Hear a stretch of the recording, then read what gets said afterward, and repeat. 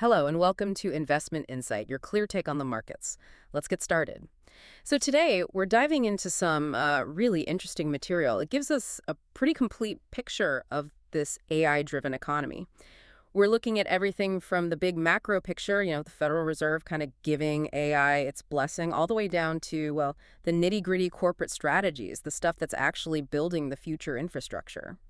Yeah, this deep dive is, I think, essential if you want to understand where the big money is flowing, and maybe more importantly, why some parts of the market just seem, well, totally unfazed by things like high interest rates.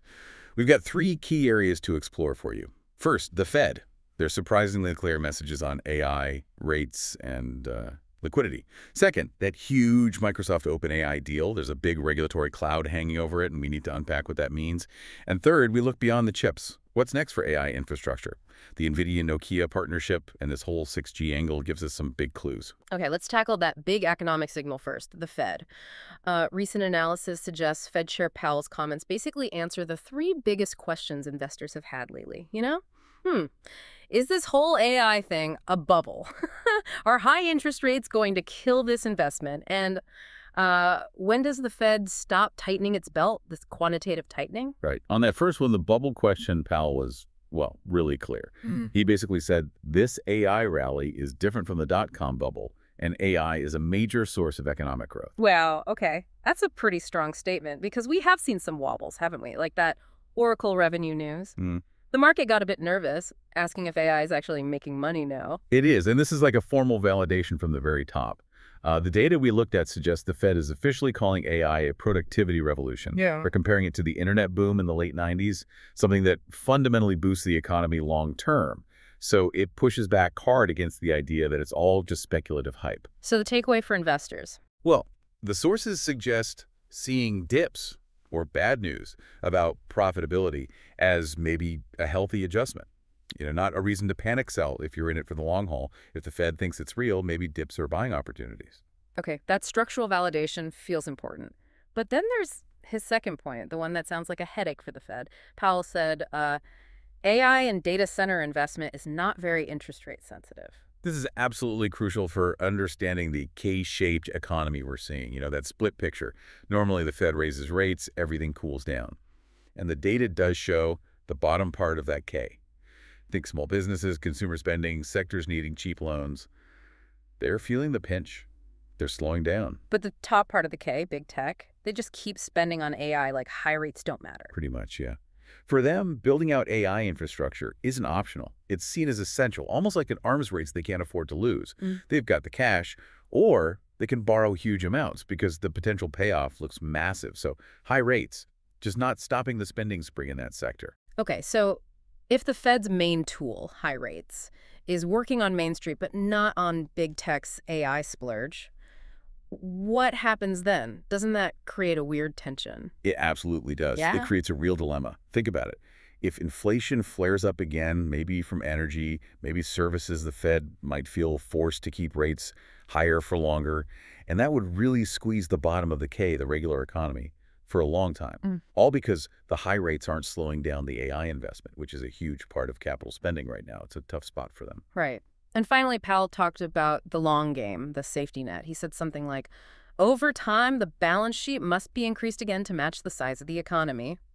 That sounds technical. What's the guarantee there? Yeah, that's about quantitative tightening, or QT, when the Fed shrinks its assets. There's been this underlying fear, especially in bond markets, that shrinking too much could cause a sort of hidden liquidity crisis, like not enough cash sloshing around the system, maybe causing problems in funding markets or for things like private credit. The fear being the whole system could just seize up. That's the underlying worry, yes. But Powell's statement is like a long-term promise. He's confirming QT isn't forever. As the economy grows, the financial system naturally needs more reserves, more liquidity to function smoothly. So it's like a psychological backstop for the markets. It tells investors, don't worry, the Fed won't let the system run dry permanently. It calms those extreme liquidity fears. Exactly. It means temporary liquidity issues might even be seen as opportunities by some, knowing that structural support will eventually be there. Okay, so the Fed's laying a stable foundation, providing the confidence for big investments. And that confidence flows right into corporate strategy. Which brings us to Microsoft and OpenAI. That alliance is huge. Oh, it's defining the landscape, absolutely. Microsoft got around a 27% stake in OpenAI, valued incredibly high. But the real kicker, the thing that binds them, is OpenAI's commitment, a $250 billion commitment to use Microsoft's Azure cloud. And that commitment lasts until they supposedly reach artificial general intelligence, AGI. And that massive number, $250 billion, immediately set off alarm bells with regulators, right? The FTC in the US, the CMA in the UK, they jumped on this almost instantly. But why? It's technically a minority stake. Right. They're not just looking at the ownership percentage. They're worried about something called effective control. The fear is that Microsoft's board seats, its special access to OpenAI's tech, plus that giant cloud contract, it all adds up to Microsoft effectively controlling its biggest potential competitor. That could stifle competition in the whole AI market.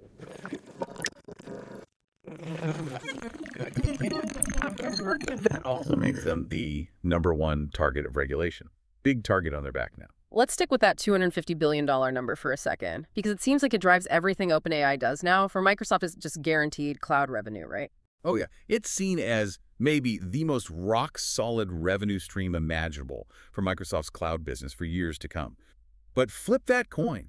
For OpenAI, it's an absolutely enormous cost, a huge CapEx burden. I mean, think about the pressure that puts on them to make money, and fast. Building AI is incredibly expensive. Chips, power, everything. That Azure bill forces them into aggressive monetization and building out an ecosystem just to pay the bills. And that explains why they're suddenly partnering with everyone. I remember seeing PayPal's stock jump when they announced their OpenAI deal. That's a perfect example. OpenAI needs cash flow, so they're pushing their tech into major platforms globally. Yeah. They have to build this partner ecosystem partly out of necessity to cover that Azure spend. So for investors looking at Microsoft, you've got this guaranteed growth, but also this big regulatory risk. And maybe the FTC or CMA forces them to change the deal. So where's the less risky growth, the alpha? Well, the analysis suggests looking at the second wave winners, the partners in that ecosystem. Companies like PayPal or others who really leverage OpenAI's platform to transform their own business. They might have explosive growth potential without carrying the same direct regulatory target that Microsoft does.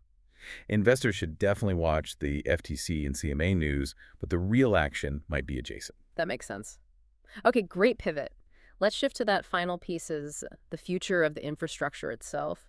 We've got NVIDIA, already a massive company looking beyond just selling chips. Yeah, NVIDIA is playing a long game. It's not just about selling the most powerful GPUs. It's about embedding their standards, like CUDA for programming, NVLink for connecting chips deep into the industry fabric. They want to be the platform, the operating system for AI. And their big new partner is Nokia, which, let's be honest, many people still associate with old cell phones. But the data shows they really turned things around. They did. It was a brilliant pivot, actually.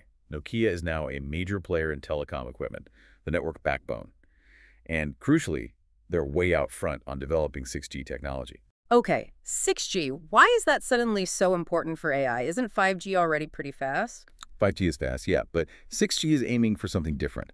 Ultra-low latency and extreme reliability. Think response times in milliseconds.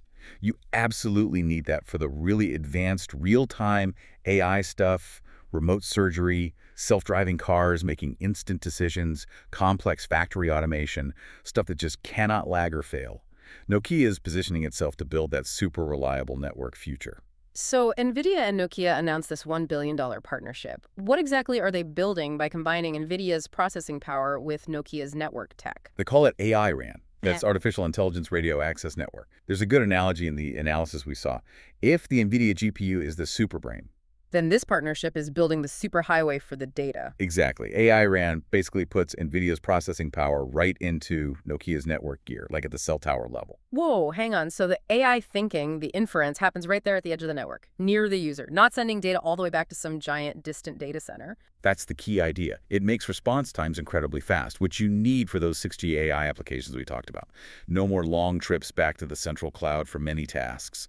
It allows for almost instant local AI computation. And the strategic goal seems pretty clear.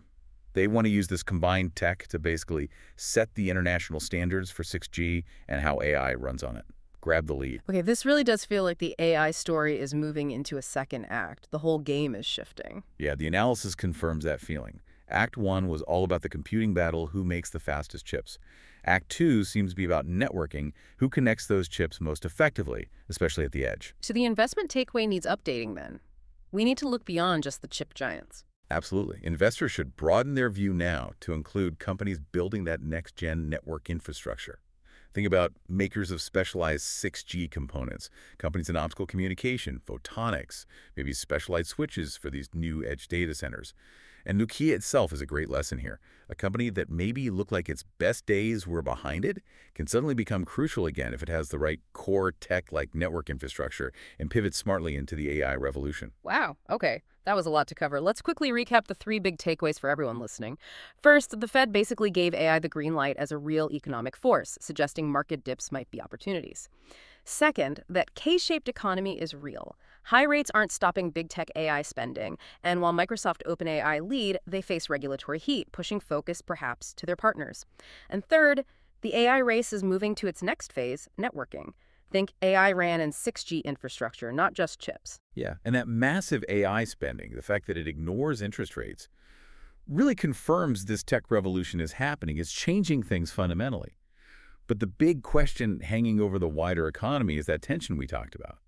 How long can big tech keep spending like this, potentially fueling inflation worries?